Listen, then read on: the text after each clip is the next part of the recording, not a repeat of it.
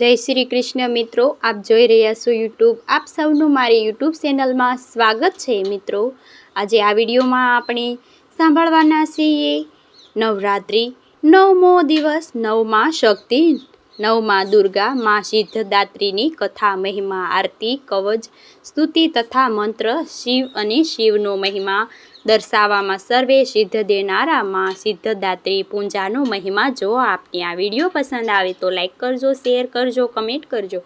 આપ આ ચેનલ પર પહેલી વખત જોઈ રહ્યા છો તો સબસ્ક્રાઈબ કરી લેજો, જેથી આવનારા નવા વિડીયોની માહિતી આપ સુધી તુરંત પહોંચી શકે. ધન્યવાદ. સિદ્ધ ગંધર્વ યશ આધેર સુરેશ્વરમ આપી સર્વદા સદા સિદ્ધદાત્રા. સિદ્ધદાયની અર્થાત સિદ્ધ ગંધર્વ, અક્ષય તથા સર્વે દેવતાઓને પણ જેની પૂજા કરે છે સિદ્ધિ પ્રાપ્ત હેતુ તેવા સિદ્ધદાત્રી અમે સર્વે શેષ્ય કરીએ છીએ.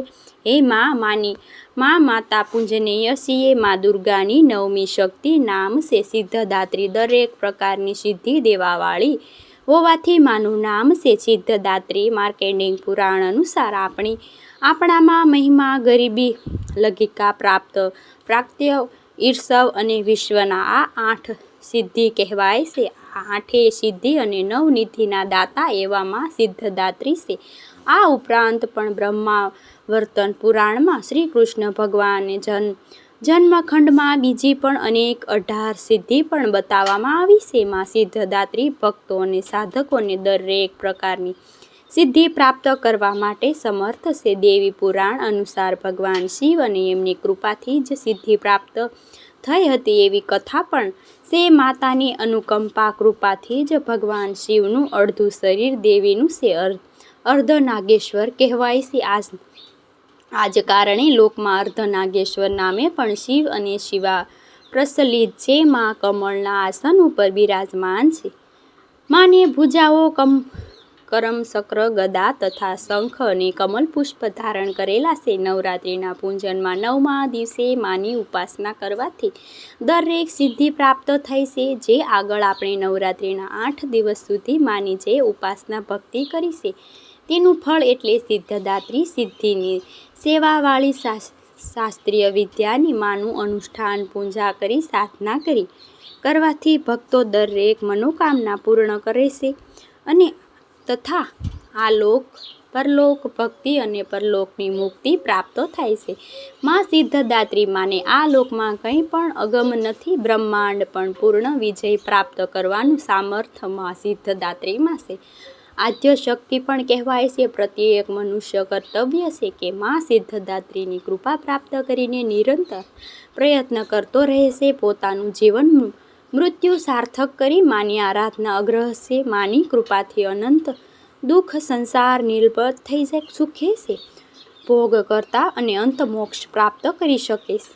જીવન 9 દુર્ગામાં સિદ્ધદાત્રી શક્તિ અંતિમ શક્તિ કહેવાય છે. અન્ય 8 દુર્ગાની પૂજા ઉપાસના શાસ્ત્રીય વિધિ વિધાન અનુસાર કરવાથી ફક્ત દુર્ગા પૂજા 9મા દિવસે મા સિદ્ધદાત્રીની ઉપાસના માટે પ્રવૃત્તિ થાય છે. સિદ્ધદાત્રી માની ઉપાસના પૂર્ણ થયા બાદ જ ભક્તોની, સાધકોની લૌકિક અને પારલૌકિક બધી પ્રકારની મનોકામના પૂર્ણ થઈ શકે છે. સિદ્ધદાત્રી માની કૃપા ભક્ત પીઠમાં કોઈ એવી કામના શેષ વધતી નથી.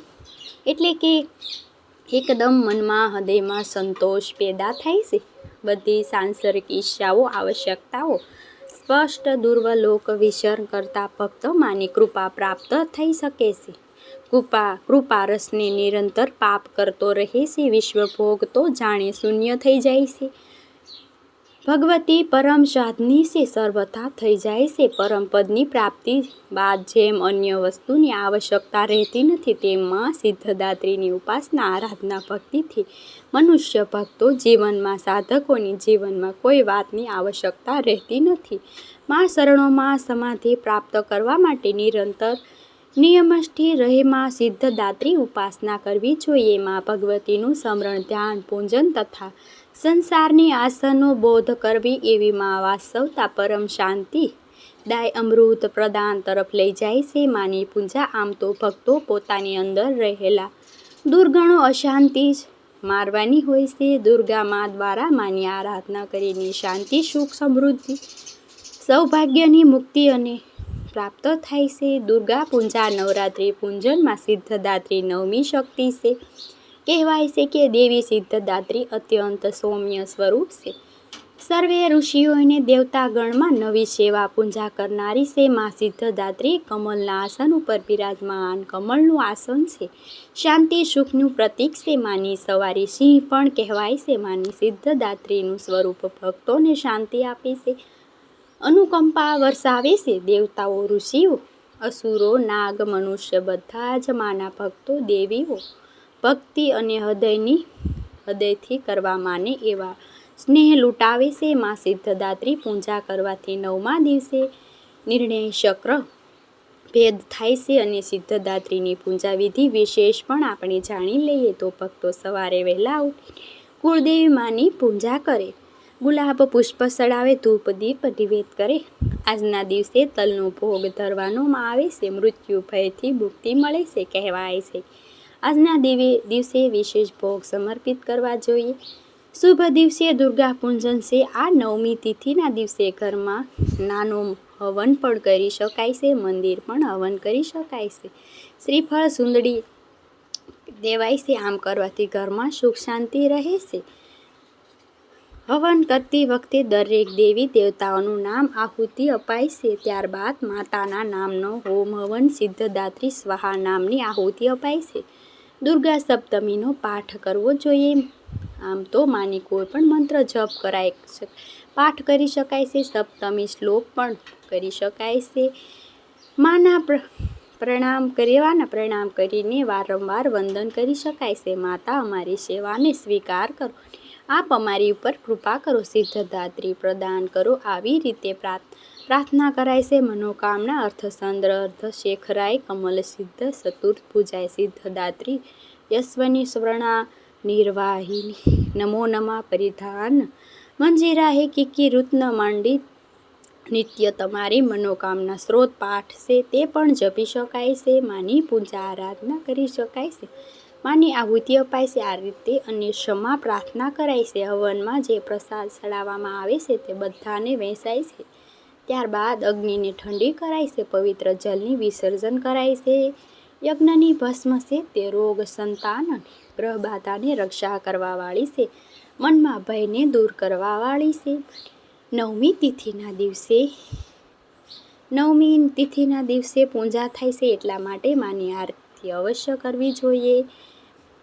સિદ્ધદાત્રી માં સિદ્ધિ દાતા તું ભક્તોની રક્ષા તું दासों की माता तेरा नाम लेते ही मिलती है सिद्धि तेरे नाम से मन की होती है शुद्धि कठिन काम सिद्धि कर ही तू ही जब भी हाथ सेवन सिर धरती हो तुम तेरी पूजा में तो न कोई विधि है तू जगदम्बे दाती सुसर्व सिद्धि है रविवार कहते तेरा सूर्य मीर करे तेरी भक्ति पूरी कभी काम उसके रहे नहीं अधूरे तुम्हारा दया और तुम्हारी यह माया रखे जिसके सिर पर मैया साया सर्व सिद्धदात्री हे भाग्यशाली जो तेरे का अम्बे सवारी हिमाचल के पर्वत जहाँ वास तेरा महामंदिर में है वास तुम्हारा माँ सिद्धदात्री तेरा माँ सिद्धदात्री સૌની મનોકામના પૂર્ણ કરે. મિત્રો, આપણે સાંભળી માં સિદ્ધદાત્રીની કથા મહિમા અને આશા છે કે આપને આ વિડીયો જરૂર પસંદ આવ્યો હશે. મને સાંભળવા માટે ધન્યવાદ. આપ સૌને મારા જય શ્રી કૃષ્ણ.